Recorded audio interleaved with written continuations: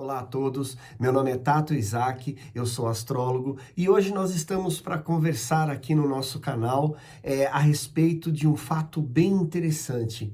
Vamos fazer uma análise a respeito daquela pintura super famosa do Leonardo da Vinci, a Santa Ceia, aonde ele representa Jesus e os seus apóstolos, numa cena extremamente importante. Nós vamos fazer uma análise onde cada apóstolo ele vai representar um signo. E por que cada apóstolo representa aquele signo? Deixando aqui bem claro que não estou analisando a data de nascimento dos apóstolos. Eu não estou falando que eles são exatamente desses signos.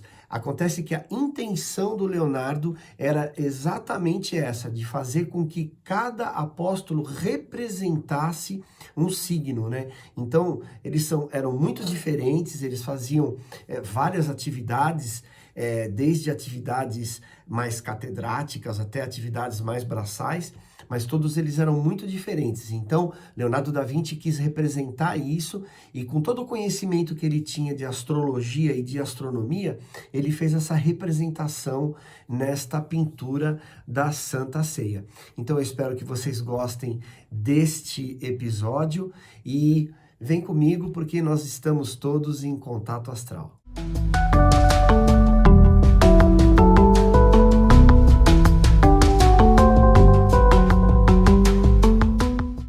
Então vamos lá. Lá em 1495, Leonardo da Vinci foi contratado pelo Duque Ludovico Sforza para retratar na parede do convento de Santa Maria delle Grazie, em Milão, a Santa Ceia, que representa Jesus e os seus apóstolos. Essa pintura ela levou 3 anos para ser concluída. Então ela começou lá em 1495 e foi até 1498. E ela é baseada na passagem de João, capítulo 13, versículo 21, onde Jesus revelou que um dos seus 12 apóstolos o trairia. Ela tem uma simetria muito perfeita. A Santa Ceia ela tem a capacidade de produzir um sentimento de equilíbrio e de harmonia, porque é dotada de uma forma de meditação artística. O Da Vinci ele associou cada apóstolo a um signo zodiacal. Então, por exemplo, Pedro, que ele é o fundador da Igreja Católica, ele é identificado pelo signo de Sagitário, cujas características marcantes são vitalidade, idealismo, expansividade, etc. Isso todo sagitariano sabe. Ou seja, ele utilizou elementos necessários para a expansão do cristianismo que também estão presentes nesse signo de Sagitário. Então, Pedro foi muito sagaz nessas atitudes. Na Santa Ceia, os apóstolos eles estão divididos em grupos de 4, que se subdividem em grupos de 3. Leonardo da Vinci, então, ele usou seu conhecimento de astrologia e astronomia para compor a Santa Ceia. As posturas e os gestos dos apóstolos são expressões claras desse conceito, onde ele representou o conhecimento ocultista. Jesus ele não é representado por nenhum signo, já que ele é o representante de todos eles e por isso que ele está posicionado bem no meio da mesa. No seu lado esquerdo existem 6 apóstolos e do lado direito mais 6. Então eu vou mostrar para vocês aqui a pintura em si e vamos fazer uma análise de cada um dos apóstolos nas suas características que eles estão posicionados, mão, cabeça, pescoço, todas as posições deles. Aqui nós vamos analisar e ver por que Leonardo da Vinci associou cada um a um signo. Então vamos começar aqui por Simão. Simão, ele está em primeiro aqui, olha. Simão representando, então, Áries. Porque Áries, ele é o primeiro signo do círculo zodiacal. Então, ele está bem aqui na frente, muito bem posicionado. E por que ele representa Áries? Muita firmeza e decisão nas atitudes. São 2 características de Áries, a gente sabe muito bem disso. Ele coloca as mãos para cima, né, com as palmas das mãos para cima e as mãos abertas. São sempre um sinal de verdade e de sinceridade, né? Então tá vendo aqui as mãos dele? Estão sempre dizendo, né, mas isso realmente está acontecendo. Então eles são muito diretos, muito sinceros. E ele olha para o olho do parceiro ao lado. Tá vendo aqui que eles estão trocando olhares, olha. Ele está olhando diretamente nos olhos. O ariano tem muito disso. Ele gosta de falar cara a cara. Fora que ele ainda parece ignorar a mesa inteira, né, quando está falando, porque ele fala apenas com aquele parceiro do lado, né, ele está trocando uma ideia somente com ele aqui, né, o mais ele está trocando com mais esse parceiro aqui, com mais esse terceiro. Agora, por que isso? Porque para o ariano, muitas vezes, 5 já é uma multidão, então ele já está só nessa troca de ideias aqui. Com quem que ele está trocando ideia? Ele está conversando aqui com Judas Tadeu. E Judas Tadeu, nós podemos dizer que ele está representando... Aliás, a intenção, né, do Leonardo da Vinci foi fazer a representação de touro. Judas Tadeu representando o touro, mostrando uma cabeça mais abaixada em relação aos ombros. Tá vendo aqui que a cabeça dele, e se a gente vê aqui a altura do ombro, a cabeça dele já está mais abaixada, ele está meio que sussurrando, ele está meio que conversando, né, com o apóstolo ao lado. Os taurinos, eles acatam muito ordens. O que precisa ser feito, vai ser feito e acabou. Ele tem a mão direita em forma de cálice, tá vendo aqui? A mão direita está em forma de cálice, que é sempre um símbolo de receptividade, de acolhimento. Mas o cálice também é um símbolo de fertilidade. Os taurinos são muito férteis. A mão direita dele também pode estar questionando, fazendo alguns questionamentos, né? Porque o taurino é bem questionador também. Por outro lado, a mão esquerda está inerte sobre a mesa, né? Ela tá assim, não tá vendo aqui a mão dele aqui, ó, tá inerte sobre a mesa. Mostra que essa capacidade do taurino de ir fazendo as coisas. Uma forma doce, com um certo pragmatismo do taurino de buscar relaxar, porém sempre questionando. Do lado deles, esse daqui, ó, nada mais nada menos do que Mateus. Mateus, ele é o geminiano. Ele é o que se comunica, né? Ele é o que vira o rosto, mas ao mesmo tempo que está virando o rosto, ele está com as mãos apontadas por uma outra direção. Ele é aquele multifacetado, né? Que tem aquela multiplicidade de interesses e a capacidade do geminiano de dar atenção para mais de uma coisa ao mesmo tempo. Eles realmente têm essa capacidade, isso é muito, muito bacana no geminiano. Ele consegue dar atenção com o olhar para Simão e com as mãos para o resto da mesa toda. E com as mãos, ele alarga o gesto, você pode ver que ele toma conta, né? Ele tem uma área, né, bem grande aqui, né? Entre a cabeça bem virada para um lado e as mãos viradas para outro, ele tem uma área, uma abrangência muito grande. Então ele deixa esses gestos mais alargados, e porque os geminianos são aqueles que escutam o que você tem a dizer e espalha para todo mundo. Eles são os divulgadores das ideias. Eles sempre estão passando adiante. Quem está ao lado dele é Felipe, esse daqui, olha. E Felipe, ele está representando o signo de Câncer. Ele está numa posição que provavelmente não vai aguentar ficar mais de 1 minuto. Ele está muito desequilibrado, ele está indo um pouquinho para frente aqui. Eles sempre adotam atitudes que às vezes não se sustentam por muito tempo. Tá, o canceriano. Por isso que o caranguejo, o canceriano, dá 2 passos para frente e 1 para trás, porque ele sempre avança, mas acaba sendo obrigado a retornar. Então ele aponta com as 2 mãos para o próprio peito, tá vendo aqui? Ó, ele está apontando com as 2 mãos para o próprio templo, para o próprio peito, mostrando o quanto a sensibilidade e os sentimentos são prioridades para o canceriano. Ele faz uma expressão suplicante para Cristo, né? Dá uma olhada aqui o rosto dele, né? Uma coisa mais suplicante, mas em busca de que Jesus reconheça o sofrimento dele. Então, um bom canceriano como signo de água, tendo água no elemento, tendo água cercado por todos os lados, tem essa coisa mais sentimental, né? E ele, às vezes, sofrem emocionalmente por uma hipersensibilidade às coisas, mas eles querem comover os outros também. Então ele tem aquele olhar de quem quer comover Cristo para aquilo que está sentindo. Agora, quem está do lado dele é Tiago Menor. Esse daqui, ó, ele é o Tiago Menor. Leonino. Ele abre os 2 braços, né? Lateralmente. Ele é regido pelo Sol. Então ele sempre lembra esse irradiar da energia leonina dos braços, né? Com quem irradia os seus raios. Ele coloca um vigor no momento da crise.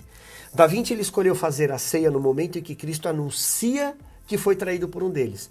Todas as ceias antes de Da Vinci eram sempre um monumento à Eucaristia, que é um momento mais suave, doce, mas Da Vinci escolheu esse momento mais dramático que permitiu explorar melhor a expressão de cada um dos apóstolos. Então, Tiago, o leonino, esse daqui, o leonino, ele abre os braços como quem exige atenção, né, para o próprio peito, ocupando o espaço do virginiano e deixando ele quase escondido na cena, porque o virginiano está aqui, olha, depois nós vamos analisar ele, mas ele está quase escondido, né? Ele também ocupa espaço aéreo do canceriano, né? ele ocupa esse espaço desse canceriano que está do lado dele aqui. Então, às vezes, os leoninos precisam de espaço. Ele é o apóstolo que tem o peito mais iluminado. Tá vendo aqui? Dentre todos os apóstolos, o peito dele é o que mais está iluminado na pintura. O leão, ele tem essa coisa de luz. Ele vira a cabeça para o próprio peito, como quem diz, aqui está o centro do universo. Muito interessante essa leitura aqui do nosso amigo leonino, né? Tomé é o virginiano, né? Aqui, olha, Tomé tá bem do lado aqui, ele é o virginiano, ele fica um pouco escondido do leão, ele mostra a ponta do dedo para Cristo e parece estar achando defeito até no que Cristo disse e viu, né? De tão crítico que ele é. Ele dá atenção para o detalhe. Os virginianos têm aquela atenção aos pormenores, ao que passa despercebido por todo mundo. Ele está muito preocupado com o detalhe, com o que está acontecendo, e ele está meio escondido, né, ali atrás do leonino, né? E mostra, às vezes, que os virginianos acham que o que estão percebendo é tão pequenininho perto da imensidão do resto da mesa que eles acabam ficando inseguros daquilo que vão dizer e se encolhendo no canto. Então, uma boa característica do virginiano. João está desse lado aqui, né? Uma figura bem controversa, né? Depois do Código da Vinci, né? Ele parece que cria uma redoma de paz e amor em torno dele. Então ele está representando o signo de Libra, né? Como se realmente ele não tivesse ali, como se não tivesse acontecendo uma grande discussão ali na mesa. Ele está tranquilo. Eles têm dificuldade para lidar com o atrito. Então, cria um espaço de amor e paz para ele. João entrelaça os dedos como quem diz, preciso meditar um pouco sobre a situação. Ó, tá vendo? Ele está com os dedos entrelaçados, as mãos com os dedos entrelaçados aqui. Então, preciso pensar um pouco. Muitas vezes, na hora do atrito, eles não querem se manifestar e ficam esperando o melhor momento, meditando, postergando seu posicionamento. Então ele tem a cabeça inclinada, inclusive, para Pedro. Olha, tá vendo aqui, ó? A cabeça dele está inclinada para Pedro, o que é o sagitariano, como se quisesse escutar um conselho dele. Tá vendo que ele está ouvindo, né, o que Pedro tem a dizer aqui, meio que sussurrando no ouvido dele, né? Então, os librianos são isso. Eles gostam de escutar os conselhos dos outros. São os melhores escutadores. Ele cria um círculo com os braços em cima da mesa, o que é o símbolo do pôr do sol, né? Vamos notar aqui, ó, que ele cria esse círculo aqui, ó, quando ele entrelaça os braços. O libriano está ligado ao pôr do sol, que é o momento da paz, do dia aquele dia que está acabando, quando a gente para e reflete como foi o dia, em vez de buscar novas dificuldades. Escorpião, Judas Iscariotes. Ele está inclinado na direção oposta de Cristo, como se fosse uma catapulta. Tá vendo aqui, ó? Ele está aqui, ó, tá? Ele está inclinado para trás, né? Ele está buscando energias para pular de volta no pescoço do homem. O escorpião, ele tem um pouco isso. Ele usa em alguns momentos as coisas que você diz, depois ele vai usar isso contra você. É preciso tomar cuidado com o que se diz ao escorpião, porque ele pega, reformula e te devolve. Ele está derrubando o sal com o braço. Olha que interessante aqui, ó. Aqui, ó, tá vendo? O saleiro, ele está derrubando o sal com o braço. Então, derrubar esse sal simbólico é subverter aquilo que está instituído. Ele tem uma mão direita fechada, segurando o saco das 30 moedas. Tá vendo aqui, ó, que ele está segurando o saco com as 30 moedas, que simboliza essa ligação do escorpião com o poder. Mas tem a mão esquerda arreganhada, como quem está se preparando para dar o bote, o troco, dar o pulo. Tá vendo aqui, ó, a mão direita dele preparada para dar o bote. Ele tem um olhar desafiador em direção a Cristo, né? Ele está olhando de uma forma, sabe, quando você põe a cabeça para trás e desafia uma pessoa, como quem quer penetrar na cabeça de Cristo, no que ele está pensando naquele momento, já que Cristo estava falando quem é que tinha traído ele. O escorpião tem essa capacidade, muitas vezes, de penetrar na alma do outro para conseguir um compromisso de alma com o que está dizendo. O próximo, Sagitário, Pedro, né? Tá vendo Pedro aqui, ó? Nessa parte aqui, é Pedro. Ele aponta com a mão esquerda para Cristo.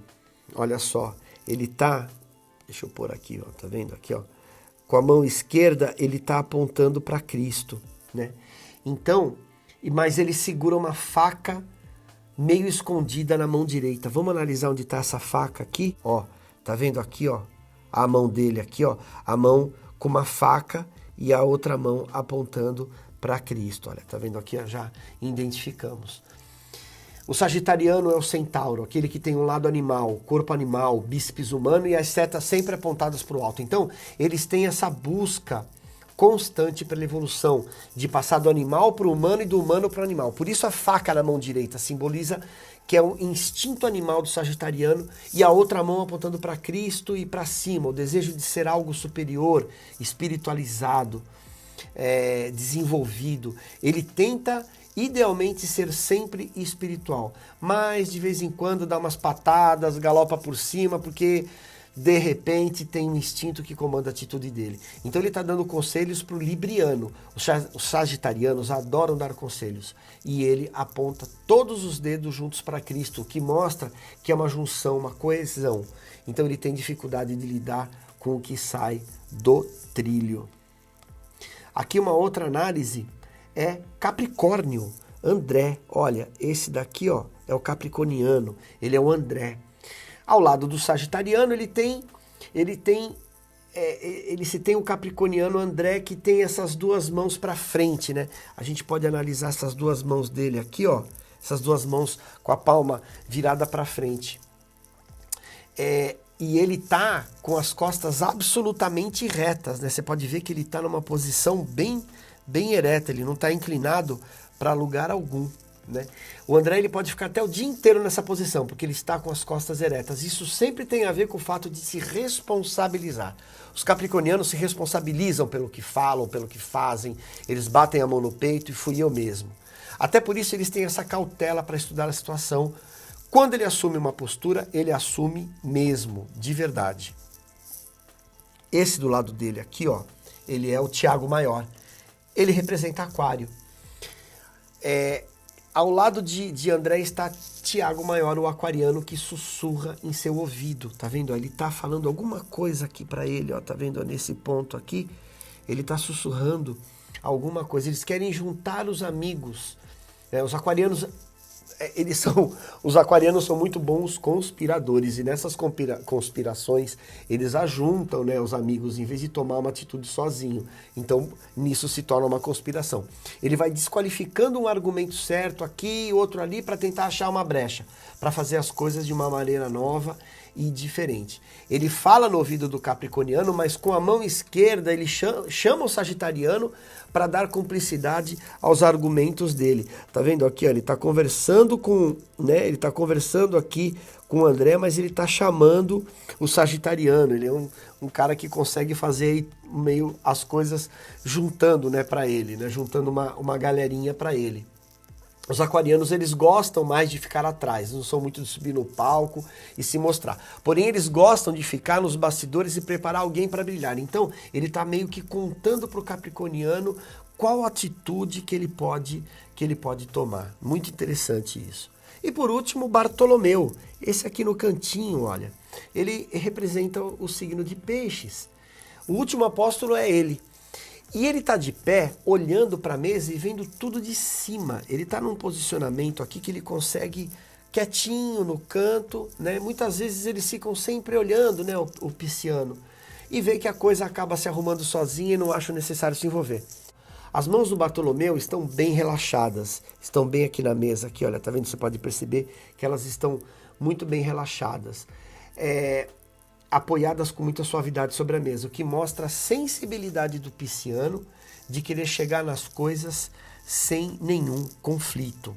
Olha que interessante, né? Como nós podemos ver numa pintura onde todos nós conhecemos essa pintura, uma pintura que ela retrata uma passagem da Bíblia, uma passagem onde o catolicismo se resplandeceu nesse momento, um momento fatídico onde Jesus ele estava falando que um dos apóstolos trairia ele. Nós sabemos que essa história depois acaba indicando realmente para Judas Iscariotes, né? Então, culminando na morte do Mestre Jesus. Mas que interessante a análise e o ponto de vista do Leonardo da Vinci com respeito a essa pintura. Ele queria ali mostrar que os signos já estavam ali subliminarmente colocados, né? E imagina ele fazer uma pintura dessa numa capela católica, né, fazer essa representação dos signos. E ele lia muito, né, estudava muito Copérnico, então ele sabia muito de astrologia e de astronomia. Ele tinha essas duas áreas como ciências, e é como nós tratamos hoje mesmo, né, a astrologia como uma ciência. Então, todos nós temos os 12 signos do zodíaco dentro de nós, a nossa alma, né? Tem todos eles. Inclusive, a gente acaba até se identificando com um ou outro aqui, mesmo não sendo desses signos, né? Mas é essa leitura, é essa observação que eu gostaria de fazer com vocês a respeito da pintura de Leonardo da Vinci, né? A Última Ceia de Jesus. E eu espero que vocês gostem. Se vocês quiserem comentar, podem deixar seus comentários aqui. Se quiser conversar comigo pelo direct. Lembrando sempre que nós fazemos leituras de mapa astral cabalístico. Então nós fazemos a leitura do mapa astral, vemos qual foi o teu signo na vida passada e quais são as correções que podem ser feitas dentro da leitura do teu mapa astral e usando ferramentas que a Cabala proporciona para todos nós, tá certo? Eu espero vocês no próximo episódio. Até mais.